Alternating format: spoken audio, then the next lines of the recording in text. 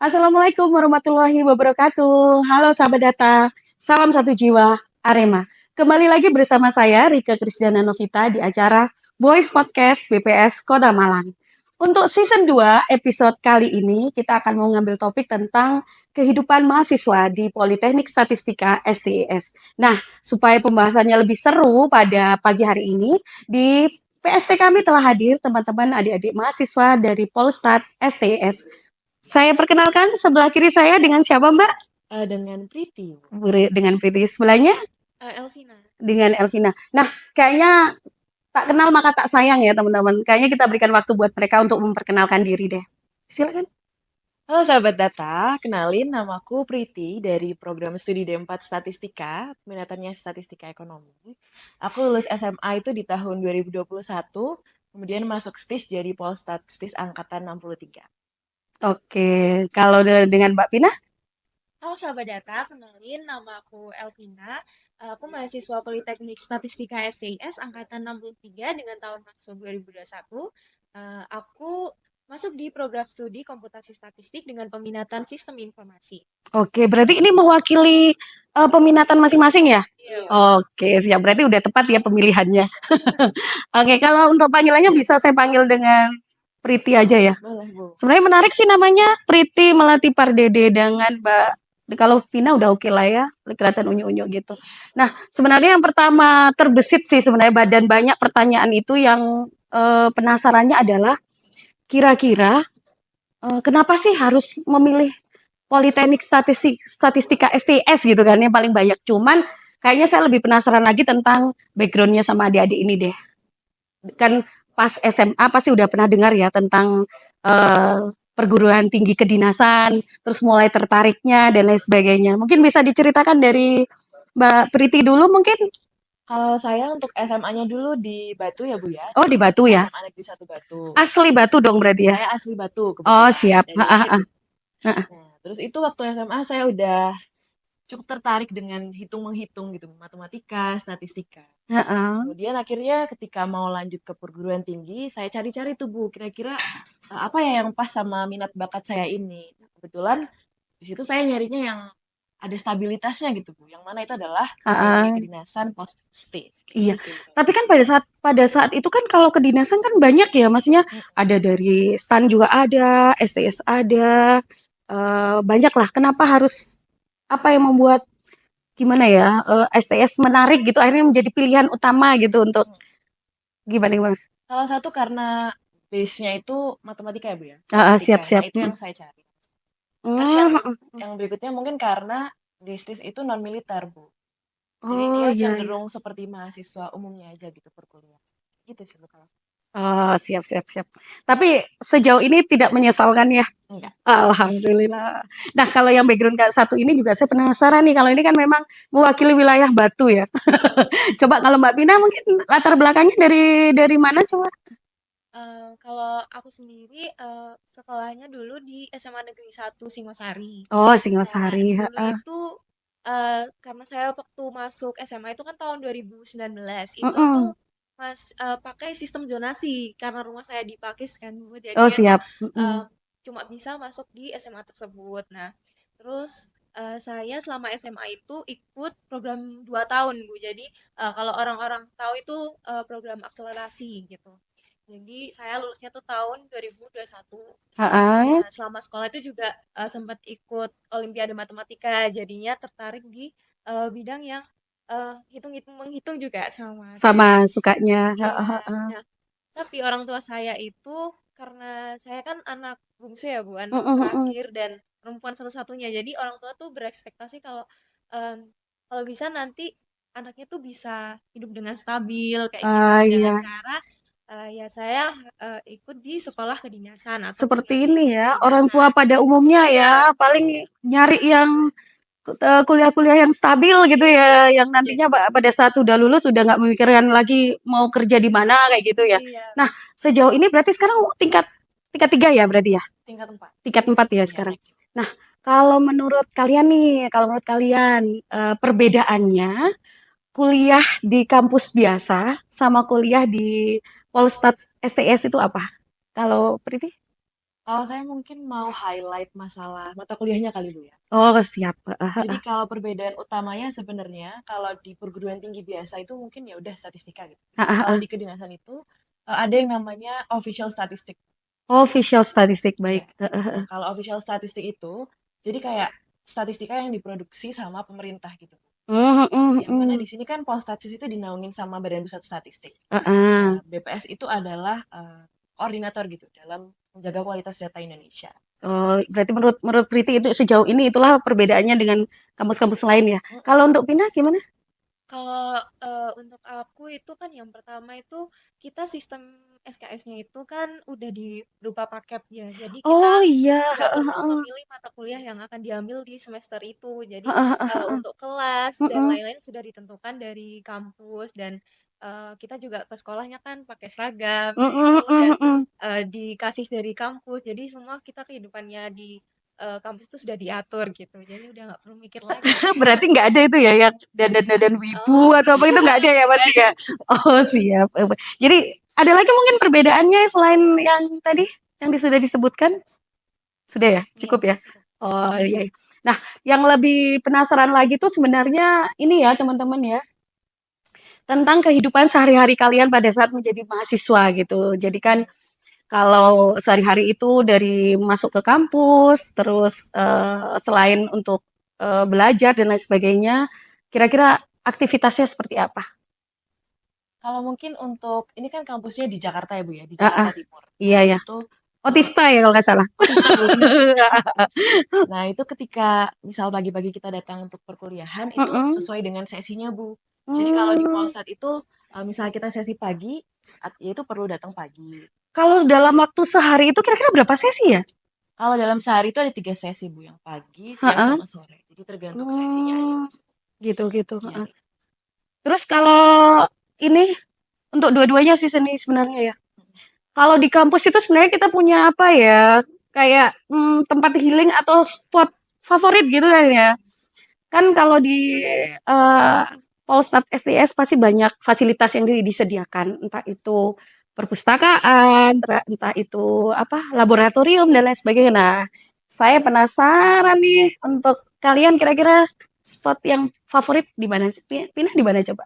Kalau aku sendiri, aku suka di laboratorium komputer sih. Oh, karena jurusan komputasi. Iya, benar. Iya, Jadi ha, ha, ha, karena di prodi saya itu kan komputasi statistik, ha, terutama ha. di sistem informasi itu banyak ada beberapa matkul yang membutuhkan spesifikasi komputer atau laptop yang cukup tinggi gitu dan Mm, nggak mm, mm. semua mahasiswa itu memiliki itu dan jadi waktu matkul-matkul tertentu kita itu mengerjakan tugas di laboratorium Laboratorium itu komputer ya. dan Ha, ha, ha. walaupun kita berhalangan misalnya mau kerjain tugas di rumah itu juga ada Mm-mm. fasilitas remote lab yang bisa kita gunakan itu jadi kita bisa menggunakan komputer di lab Iya, komputer heeh. tapi dikendalikan dari laptop masing-masing gitu. Oh iya, kayak semacam ya, robotik gitu ya, Iya. bisa di ini.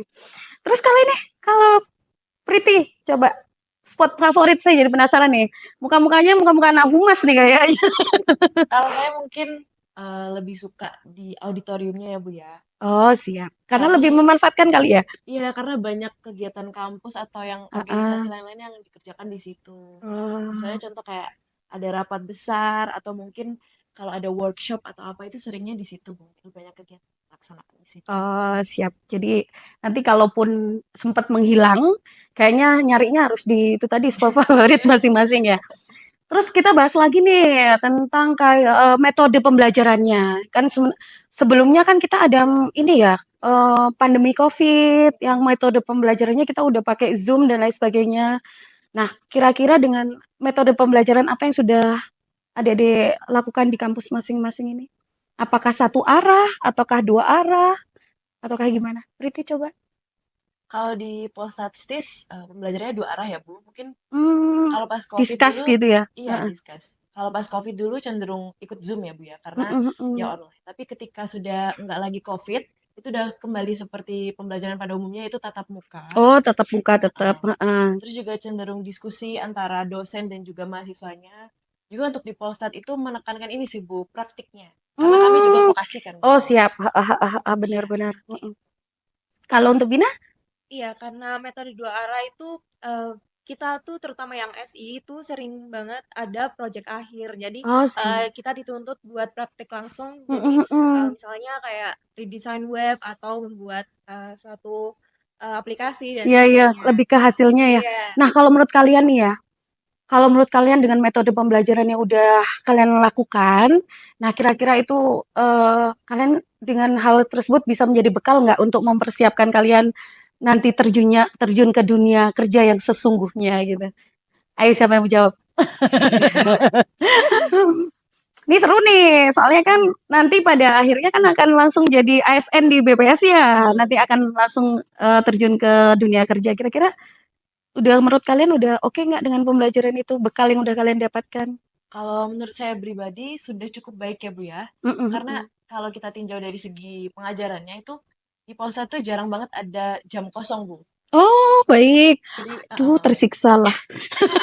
jadi kalaupun misal dosennya nggak bisa atau berhalangan itu Mm-mm. diganti Bu jadwalnya. Jadi langsung diganti ke hari lainnya atau mungkin ada dosen lain yang dapat menggantikan kayak gitu. Ah, Jadi materi yang mau disampaikan itu semuanya bisa kita dapat gitu. Pun untuk praktikumnya Bu, itu misal kayak kita diajarin gimana sih ngolah data di aplikasi, misalnya kayak di mm-mm, SPSS mm-mm. atau di R, mungkin kalau kayak mata kuliah yang ada spasialnya itu pakai Geoda atau QGIS gitu. Jadi kita benar-benar bisa gimana caranya mengaplikasikannya buat di dunia kerja nanti. Gitu Aduh, sih. kayaknya saya ngedengernya teman-teman ya. Kayaknya nggak ada waktu santai deh buat mereka. Tapi kayak bisa kita lihat sih wajah-wajahnya wajah-wajah pinter semua kan ya. Oke, kita udah bahas tadi tentang masalah praktik, tentang mata pelajarannya dan lain sebagainya kita udah bahas. Tapi kan kalau mengingat kalian sudah tingkat 4 ya. Nah, mengingat kalian sudah tingkat 4 kayaknya udah PKL berarti ya? Iya kan Ya, ya? sudah, Nah, sudah. kayaknya seru nih karena kalau nggak salah PKL itu adalah pertama kalinya berarti langsung terjun ke masyarakat gitu kan ya. Oke. Jadi coba deh kita mau dengar juga nih teman-teman tentang pengalaman ketika PKL kemarin. Mungkin kalau terkait PKL ya Bu ya, itu Mm-mm. kemarin kami PKL-nya di Provinsi Bali. Wow, sambil jalan-jalan tuh. Nah itu Bu, di Provinsi Bali untuk topik PKL kami itu mengenai teknologi dan Gen Z. Iya iya. Itu semuanya sama. Itu eh, di Provinsi Bali terus disebar ke beberapa kabupaten kota atau gimana? Tenisnya. Jadi kami untuk angkatan 63 itu Mm-mm. disebar kebetulan lokusnya satu Provinsi Bali. Oh iya. Jadi ada alokasi mahasiswa buat per kabupaten di provinsi itu. Nanti Mm-mm, mm-mm. mahasiswa di masing-masing kabupaten kota ditangani oleh BPS kabupaten kota masing-masing. Masing-masing. Kalau Priti di mana? Kabupaten mana? Kalau saya kebetulan di Denpasar. Oh, di Denpasar. Oh, baik. Kalau Pina di mana? eh, aku di Jembrana. Oh, di Jembrana. Oh, masih deket-deket, masih aman sih mereka ya. Terus? Kalau pengalamannya di situ sih Bu yang paling saya ingat Heeh, banget heeh. karena di situ kan pertama kali terjun lapangan. Nah, jadi di awal tuh kita diajarin gimana caranya listing dan juga mencacah. Mm-mm, Jadi kita mm-mm. benar-benar datang ke rumah warga satu-satu ke orang-orang yang ke culture-nya beda sama kita gitu kan, ke masyarakat Bali. Kita Mm-mm, ngobrol, kita mm-mm. tanya-tanyain mengenai topik. Kayak Itu gitu-gitu seru banget sih Bu itu. budayanya juga beda. Apalagi ya teman-teman ya? Budayanya beda, bahasanya juga beda. Semuanya berbeda. Terus sejauh ini kan berarti PKL udah dijalani masing-masing nih sama teman-teman. Nah, berarti setelah PKL ada lagi yang harus dilakukan ya magang ya kalau nggak salah ya. Nah, magang itu berarti mulai tanggal berapa ya magangnya itu? Magangnya itu mulai tanggal 15 Juli sampai 13 September 15 Juli sampai 2024. Ya. oh ya, semuanya itu berarti ya. Iya, semua angkatan 63 khususnya yang D4 dan Mm-mm. D3 yang angkatan 65. Nah, kalau kemarin kan pasti sebelum magang kan ada pembekalannya gitu kan ya. Pasti dibekali dan lain sebagainya. Bayangannya ketika mau magang itu seperti apa kemarin itu? Apa ya? Kita harus eh, bisa melakukan pekerjaan-pekerjaan yang ada di seluruh divisi di Badan Pusat Statistik ini sih. Jadi berupa gambaran kita pada untuk di karir di BPS pada nanti. Mm-mm, mm-mm. Nah, kalau boleh tahu magangnya di mana nih? Eh, untuk magangnya kita bisa memilih Mm-mm. di kabupaten, kota, atau provinsi di seluruh Indonesia. Nah, kebetulan saya sendiri memilih di BPS Kota Malang. Yeay, baik. Nah, kalau menurut kalian dengan nanti kan ini masih dalam tahapan magang nih ceritanya ya, masih dalam tahapan magang. Nah, sejauh mana sih nanti pengalaman dari PKL, pengalaman dari magang itu akan mempersiapkan adik-adik ini di dunia kerja sejauh mana? Priti gimana? Kalau menurut saya pribadi, Bu, apa yang kita pelajarin di PKL dan magang itu benar-benar gambaran nanti kita kerja. Dari mulai gimana sih caranya nyacah, turun lapangan, berwawancara dan komunikasi sama orang lain. Juga untuk Mm-mm. dari segi kegiatan magangnya itu kita diajarin per divisi. Di BPS tuh ada apa aja, terus kerjanya ngapain aja. Mungkin ada beberapa hal yang berbeda dari kehidupan kuliah kita gitu ya, Bu ya. Heeh, Jadi pastinya. kayak biasanya kan kalau di kuliah banyak praktek tapi juga banyak nilai-nilai eksaknya gitu. Heeh, heeh, Tapi heeh. kalau di dunia kerja itu benar-benar oh, ternyata kayak gini gitu. Berbeda, cukup berbeda. Tapi nggak jauh beda ya, karena pas pembelajaran di Polstats STES itu kan lebih ke kayak terapan gitu kan ya. Jadi tinggal kayak melanjutkan, melanjutkan gitu aja berarti ya. Terus ini ada lagi yang membuat saya penasaran nih ya.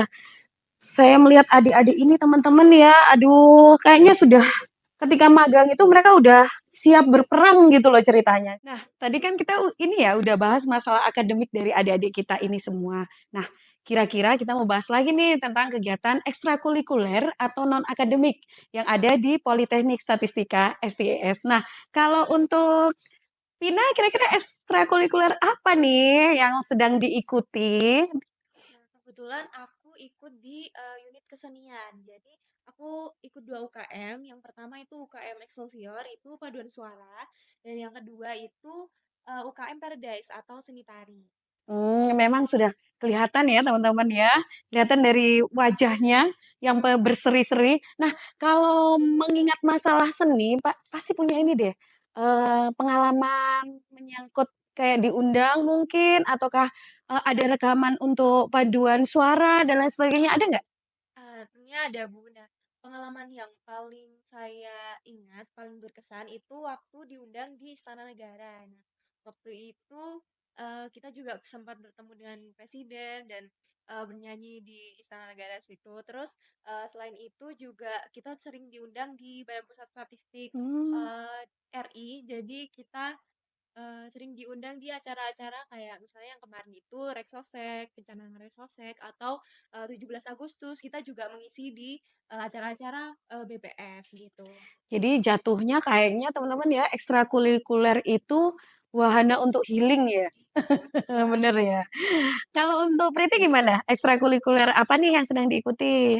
Kalau saya hampir sama kayak Pina sih Bu, di unit kesenian juga. Cuman kalau saya di Eksbarnya. Kalau Eksbar itu kayak apa ya, bagian bandnya gitu. Mungkin kalau buat Mm-mm. kegiatan yang berkesan buat saya, itu pernah ada kayak akustis gitu Bu namanya. Itu kayak akustikan Oh, bareng di tempat yang kita pilih. oh iya. Itu sudah memang udah ada bandnya yang dibentuk barengan gitu memang berarti ya? Kalau waktu zaman saya belum ada, Bu. Jadi Oh, ketika belum ada ada. event, di situ kita baru bentuk band. Oh Campur. iya. Tapi ketika adik-adik yang bawa saya itu udah mulai dibentuk band tetapnya. Oh, udah mulai diseriusi jadi Ya. jatuhnya ke profesional ya teman-teman. Nah, kita udah bahas tadi non akademik. Nah, yang bikin kami juga penasaran itu sebenarnya ada nggak kayak klub atau organisasi yang diikuti di kampus STS-nya itu ada nggak, Priti? Kalau saya kebetulan ada, Bu ya. Saya Mm-mm. join di BEM-nya Oh, BEM. Polstat, ya, Badan Eksekutif.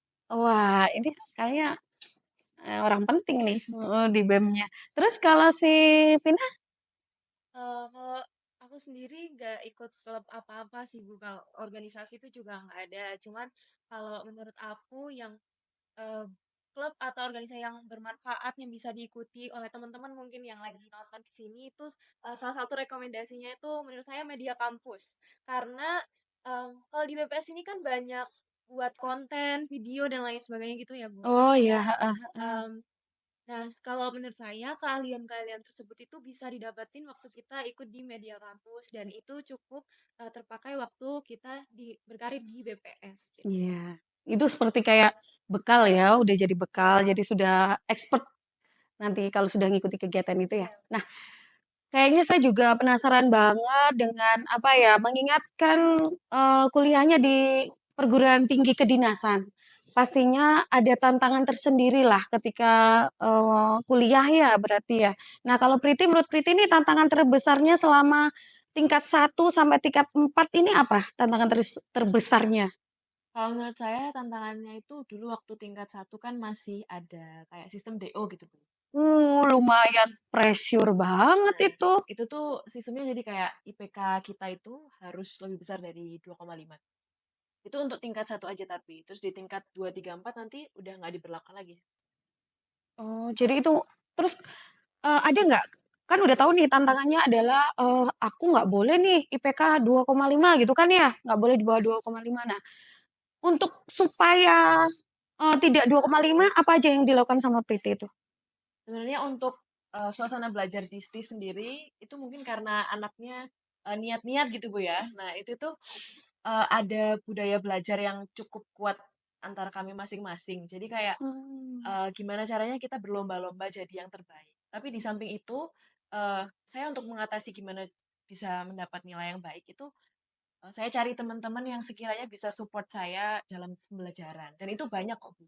Banyak Oh, kelompok baik. belajar yang di kami itu ada namanya KSM atau kelompok studi mahasiswa. Nah, itu ketika mendekati UAS itu kegiatannya cukup marak, Bu. Jadi kayak kumpul di kosnya siapa atau mengadakan Zoom gitu untuk membahas materi UAS yang besoknya kayak gitu.